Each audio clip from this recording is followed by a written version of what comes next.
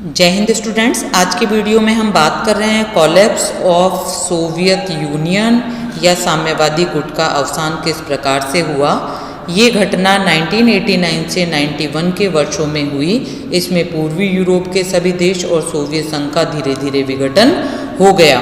इसमें अगर हम प्रमुख नीतियां मानते हैं तो वो है मिखाइल गोर्बाचोव की दो नीतियां, एक है पेरोस्ट्राइका और एक है ग्लासनोस्त।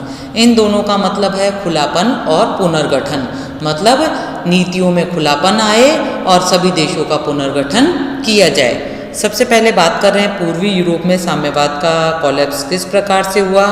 यहाँ केवल रोमानिया एक ऐसा देश रहा, उसके अतिरिक्त अन्य सभी देशों में बिना रक्तपात और बिना बाहरी सहायता के ही कोलैप्स हो गया।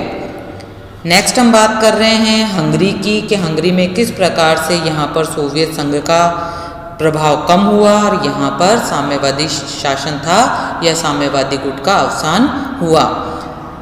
1956 में खुश्चेव द्वारा सिंहासन पर बिठाए गए यानोस कादर जो सरकार थी 1988 तक सत्ता में बनी रही।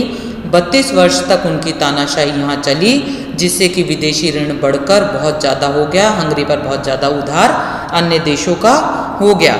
जनवरी 1989 में हंगरी में नवयुग का उदय हुआ और संसद ने ऐतिहासिक कदम उठाते हुए बहुत सारे बिल्स पारित किए।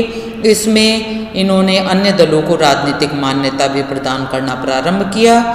फरवरी 1980 में हंगरी की जो कम्युनिस्ट पार्टी थी उसने खुद ने स्वीकार कर लिया कि एक दलीय जो समाजवाद है या एक दलीय जो व्यवस्था है वो वास्तव में सफल नहीं है। हंगरी की सत्तारूढ़ कम्युनिस्ट पार्टी ने 7 नवंबर 1989 को मतदान द्वारा अपना अस्तित्व स्वयं ही समाप्त कर लिया और लोकतंत्र स्थापित कर लिया। नेक्स्ट है पोलैंड की हम बात कर रहे हैं तो पोलैंड में भी ठीक इसी प्रकार की व्यवस्था हुई। 1989 में पोलैंड पर विदेशों का ऋण बहुत ज़्यादा बढ़ गया। जून 1989 में चुनावों में तथाकथित साम्यवादी लोकतंत्र का खुलापन सामने आया कि किस प्रकार से पोलैंड की स्थिति रही। यहाँ पर भी आर्थिक व्यवस्था दिन प्रतिदिन खराब होती जा रही थी और अनेक समस्याएं यहाँ पर जन्म ले रही थी। 24 अक्टूबर 1989 को पोलैंड में सॉलिडेरिटी के नेतृत्व में सरकार की स्थापना हुई और 29 जनवरी 1990 को पोलैंड की कम्युनिस्ट पार्टी के विशेष और अंतिम सम्मेलन में प्रतिनिधियों ने पार्टी को भंग करने का निश्चय किया और इस प्रकार से यहाँ पर भी बहुदलीय पद्धति वाले संसदीय लोकतंत्र को अपना लिया गया और यहाँ पर भी सोवियत संघ या साम्यवादी गुट का अवसान हुआ। थर्ड हम बात कर रहे हैं रोमानिया की। रोमानिया में जिस दिसंबर क्रांति ने अनंत मार्क्सवादी सरकार को उखाड़कर फेंक दिया, इतिहास में इसकी कोई उपमा नहीं है। 17 दिसंबर 1989 को तिमिसोरा में एक पादरी के निष्कासन पर विरोध प्रारंभ हुआ। उसने शीघ्र ही कम्युनिस्ट जो विद्रोही स्वरूप रहा उसका रूप धारण कर लिया, क्रांति का रूप धारण कर लिया। पुलिस ने यहाँ पर गोलियां बरसाई और बहुत सारे लोगों की हत्या कर दी। इसके विद्रोह में आगे बहुत सारे दिनों तक ऐसा ही स्थिति चलती रही। लोग विद्रोह करते रहे और लोगों की निर्मम हत्याएं बहुत ज़्यादा सरकार द्वारा की गई। इस प्रकार से ये सिस्टम बहुत दिनों तक वहाँ पर चलता रहा। विद्रोही नेता लाल लीजू, पीटर रोमन और माइकेल लपोई के नेतृत्व में छात्रों और कामगारों ने कम्युनिस्ट पार्टी की केंद्रीय समिति के भवन पर धावा बोल दिया, कारखानों पर अपना अधिकार कर लिया और इस प्रकार से आंदोलनकारियों ने आह्वान करते हुए वहाँ पर रोमानिया में ये घोषणा कर दी कि वे स्वतंत्र हैं। इस प्रकार से वहाँ पर भी बहुत सारे लोगों के मरने के बाद बहुत सारी हिंसक क्रांतियाँ हुई, बहुत सारा रक्तपात हुआ और इतना होने के बाद यहाँ पर क्रांति सफल हुई और साम्यवादी गुट का अवसान हुआ। पूर्वी यूरोप के देशों में केवल रोमानिया एक ऐसा देश था जहाँ ये घटनाएं हुई, हिंसक क्रांतियाँ हुई, अन्य किसी भी देश में ऐसा नहीं हुआ। 23 मई 1990 को शासनारूढ़ नेशनल जो फ्रंट रहा उसमें रोमानिया के प्रथम स्वतंत्र चुनावों में भारी इन्होंने विजय प्राप्त करी और राष्ट्रपति ये चुने गए। नेक्स्ट है चेकोस्लोवाकिया की हम बात कर रहे हैं। 1948 में चेकोस्लोवाकिया की इच्छा के विरुद्ध उस पर साम्यवाद थोप दिया गया और वहाँ पर अनेक समस्याओं का जन्म हो गया। वहाँ पर खाद्यान्नों का भी अभाव हुआ, मुद्रास्फीति फैली और चेकोस्लोवाकिया पर भी बहुत ज़्यादा आर्थिक ऋण होने लगा।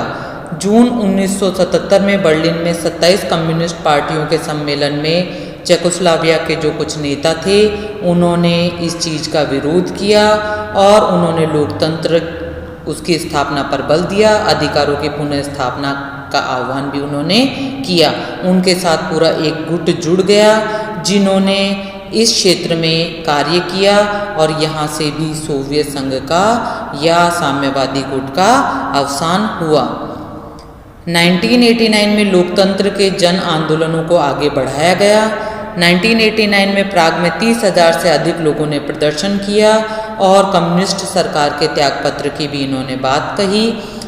इसके अलावा जून 1990 को नागरिक मंच आंदोलन ने चेकोस्लोवाकिया के प्रथम स्वतंत्र चुनाव में डाले गए कुल जितने भी मत थे उनमें 46% से अधिक मत प्राप्त किए और यहाँ पर भी 2 गणराज्य बन गए, चेक और स्लोवाक। इस प्रकार से यहाँ पर भी साम्यवाद का समापन हो गया। नेक्स्ट है बुल्गारिया की हम बात कर रहे हैं कि बुल्गारिया में किस प्रकार से हुआ।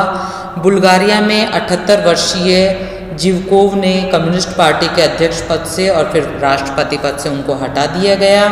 इस प्रकार से 16 जनवरी 1990 को बुल्गारिया के संसद ने एक संविधान संशोधन का अनुमोदन करके सत्ता पर कम्युनिस्ट पार्टी का एकाधिकार को समाप्त कर दिया और वास्तव में इन्होंने भी लोकतंत्र स्थापित कर दिया। अगर संक्षेप में हम बात करते हैं तो पूर्वी यूरोप में मार्क्सवाद असफल रहा। द्वितीय विश्व युद्ध के बाद गोर्बाचोव के शासन में आने तक के काल तक पूर्वी यूरोप सोवियत संघ का अप्रत्यक्ष साम्राज्य बना रहा है यहाँ पर।